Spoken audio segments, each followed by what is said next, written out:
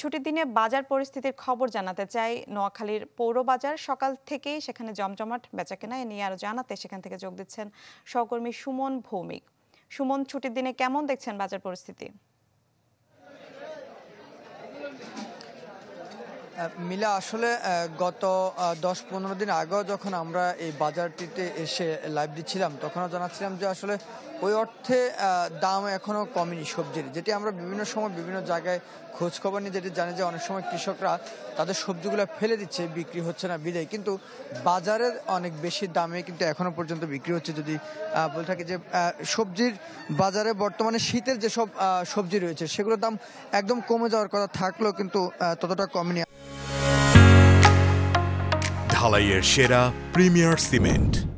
আমরা আজকে বাজারে শিম দেখেছি 50 টাকা বিক্রি করা হচ্ছে, যেটি গত 15-20 দিন আগে 70 টাকা বিক্রি করা হয়েছে, সেটি এখন হয়তো 50 টাকা বিক্রি হচ্ছে, তো সে অর্থে কমেনি দাম। কাঁচা মরিচ বিক্রি করা হচ্ছে 80 টাকা, টমেটো 45-50 টাকা পর্যন্ত বিক্রি করা হচ্ছে, ফুলকপি 30 টাকা বিক্রি করা হচ্ছে, পাতাকপি 40 টাকা, ক্ষীরা আমরা বিভিন্ন জায়গায় দেখেছি 40-45 এই দামে বিক্রি করা হচ্ছে। শাকের বিভিন্ন আঁটি রয়েছে সেগুলো 15 থেকে 20 টাকা বিক্রি করা হচ্ছে। আর যে বেগুন রয়েছে বেগুনও 40 থেকে 45 টাকা, শালগম বিক্রি করা হচ্ছে 30 থেকে 35 টাকা। এই মূলা যেটি সেটি 20 টাকা বিক্রি, অথচ কোথাও কোথাও আমরা শুনছি যে মূলা বিক্রি করা যাচ্ছে না, কিন্তু এখানে 20 থেকে 25 টাকা বিক্রি করা হচ্ছে। কোমর বিক্রি করা হচ্ছে 25 থেকে 30 টাকা। বরবটি সিম যেটি রয়েছে সেটি 70 থেকে 80 টাকা এখন বিক্রি করা হচ্ছে।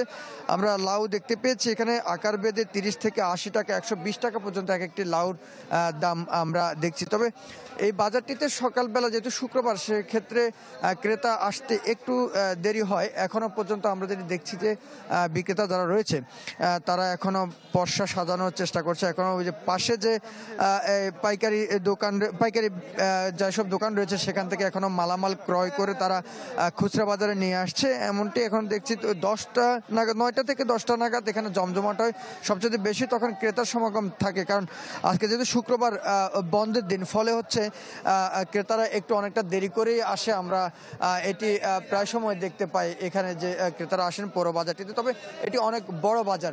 সব মিলিয়ে আসলে নোয়াখালীতে এখনো পর্যন্ত বলা চলে যে সবজির বাজার অতটা আসলে সস্তা বলা চলে না, যেটি বিভিন্ন সময় আমরা আগেই বলছিলাম যে আমরা ইতোমধ্যে বিভিন্ন জায়গায় খবর পেয়েছি যে বিভিন্ন গণমাধ্যমে দেখেছিও, সেটি হচ্ছে মূলা কিংবা ফুলকপি অনেক সময় ফেলে দিচ্ছে কৃষকরা, সে অর্থে আসলে এখানে ততটা দাম। যে ফুলকপি এখন একেবারে ভরা মৌসুম হিসেবে কিন্তু 15 থেকে 20 টাকা বিক্রি করার কথা থাকলেও 30 থেকে 35 টাকার নিচে কিন্তু এখনো পর্যন্ত বিক্রি করা হচ্ছে না। সব মিলিয়ে নোয়াখালীতে সবজির দাম অতটা কমেনি এটা বলা চলে, তবে তুলনামূলক গত সুমন, ধন্যবাদ আপনাকে। নোয়াখালী থেকে বাজার পরিস্থিতির খবর জানাচ্ছিলেন সহকর্মী সুমন ভৌমিক।